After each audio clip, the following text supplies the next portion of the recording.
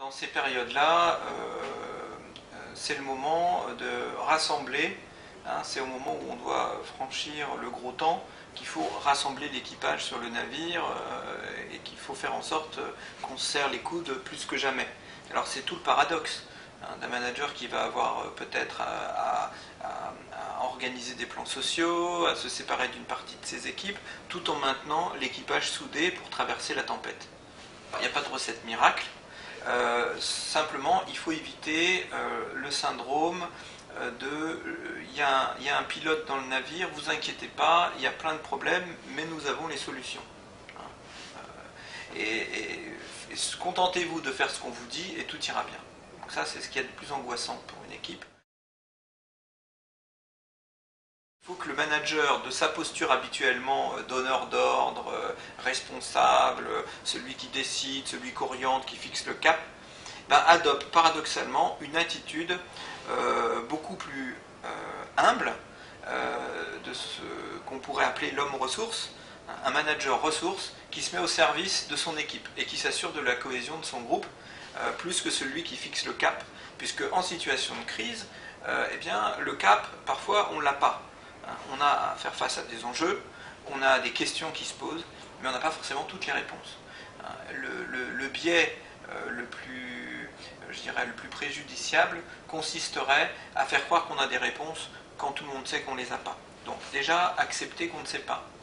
Première difficulté pour le manager en temps de crise, venir devant ses équipes et dire « il y a des problèmes, il y a des enjeux, je ne sais pas ». Deuxième difficulté, c'est que non seulement il faut qu'il dise ça à ses équipes, mais en plus il faut qu'il dise « je ne sais pas d'ailleurs où peuvent se trouver même certains des problèmes, je ne connais même pas tous les problèmes, mais vous allez m'aider à les trouver, et c'est même vous, une fois qu'on aura trouvé les trous dans la coque, qu'allez pomper, parce que c'est pas moi qui vais le faire, c'est vous qui allez le faire. Par contre, en tant qu'homme ressource, moi je serai là pour construire les conditions d'une performance collective durable et que les problèmes que vous allez traiter, on puisse les traiter. Je serai celui qui vous donnera les moyens de les traiter, j'organiserai le travail pour qu'on puisse les traiter, et je serai celui qui serait le porteur, presque auprès de l'écosystème autour de l'entreprise, de ces problématiques pour trouver des solutions. Donc il se place dans une posture d'homme ressource. Quelque part, on est proche de ce que les anglo-saxons appellent le fair process, un processus de travail juste et honnête.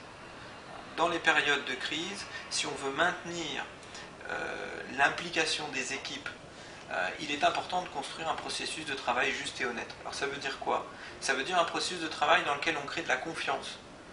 C'est-à-dire on définit un processus de travail et on va s'y tenir. C'est pour ça que le manager doit se transformer en homme ressource, parce qu'il doit s'assurer que le processus de travail va bien aboutir. Là, il n'est pas temps de lancer des actions, de faire croire qu'on lance un programme qui va permettre de gérer les différents enjeux, et qu'en fait on se rend compte un mois et demi, 2 mois plus tard que finalement c'est pas suivi. Il va falloir consacrer du temps pour gérer ce processus de travail.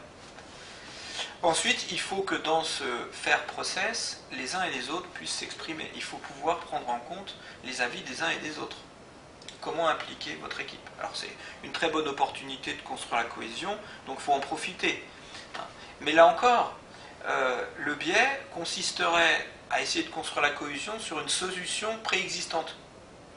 Alors vous allez expliquer à des gens qu'il faut qu'ils changent alors qu'ils n'ont pas participé au diagnostic. Ça ne marchera pas. Donc, passer du temps à créer les conditions de la compréhension commune des problèmes autour d'un diagnostic partagé avant de passer à l'action. Le manager qui, pour éviter de faire face au fait qu'il ne sait pas, faire face à ses équipes dans cette situation, qui arrive avec une solution toute faite et qui essaie de construire les conditions de l'appropriation, eh bien, en situation de crise, les risques d'échec sont très grands, plus grands que d'habitude, puisque les gens n'y croient pas.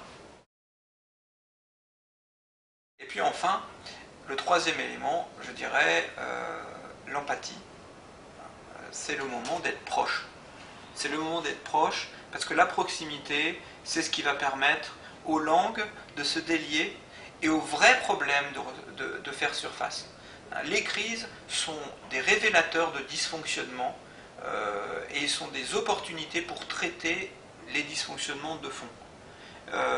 Profiter, entre guillemets, de ces crises pour résoudre des problèmes qui existent depuis 5 à 10 ans et qu'on n'a pas voulu traiter, c'est vraiment un des enjeux majeurs de ces périodes. Si vous ratez ça maintenant, eh bien vous ratez la reprise, vous ratez le moment où le marché repart, où les entreprises se sont transformées et où, au lieu de profiter de la relance, eh bien, vous êtes un des derniers à en profiter. Et généralement, c'est dans ces périodes de relance que la donne change sur un marché, sur un segment, dans une industrie, de nouveaux acteurs apparaissent.